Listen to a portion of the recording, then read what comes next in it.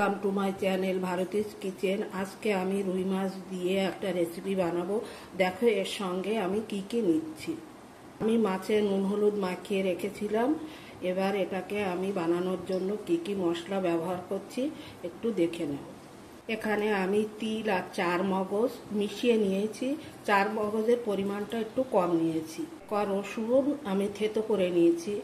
এক টুকরো আদা থেতো করে নিয়েছি। এখানে পোস্ত নিয়েছি 1 চামচ, নিয়েছি 1 চামচ, কাঁচা লঙ্কা নিয়েছি, এখানে হিং নিয়েছি গুঁড়ো লঙ্কা।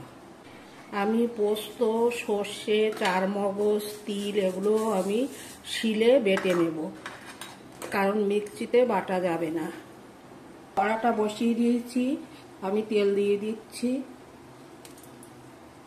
তেলটা গরম হয়ে গেছে, আমি মাছগুলো ভেজে নিচ্ছি। মাছগুলো আমি লাল লাল করে ভেজে নেব উল্টে পাল্টে। মাছগুলো হয়ে গেছে, এবার আমি নামিয়ে নেব। মাছগুলো আমি নামিয়ে নিচ্ছি। এইভাবে আমি বাকি মাছগুলো ভেজে নেব।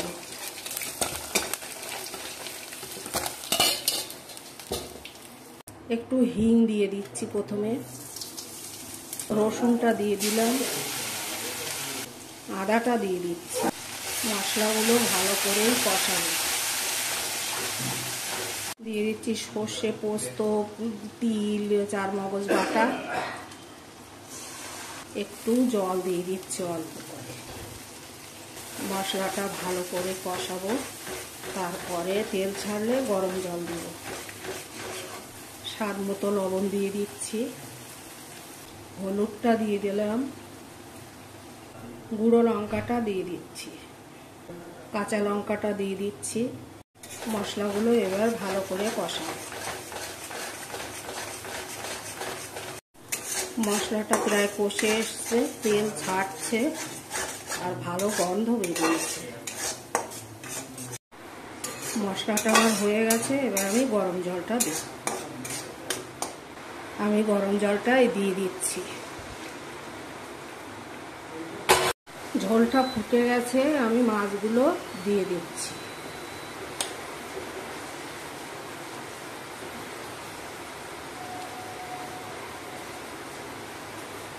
মাছের ঝোলের কালারটা কত সুন্দর হয়েছে, যেমন দেখতে হয়েছে না। রান্নাটা আমার কমপ্লিট, আমি এবার নামিয়ে দেব। দেখো কত সুন্দর হয়েছে, দেখো কত সুন্দর হয়েছে। তোমরা রুই পোস্ত খেয়েছো, রুই সর্ষে খেয়েছো, আজকে আমি তিল দিয়ে বানিয়েছি। তোমরাও বানিয়ে দেখো, খুব টেস্টি হয়েছে। আমি টেস্ট করে দেখেছি।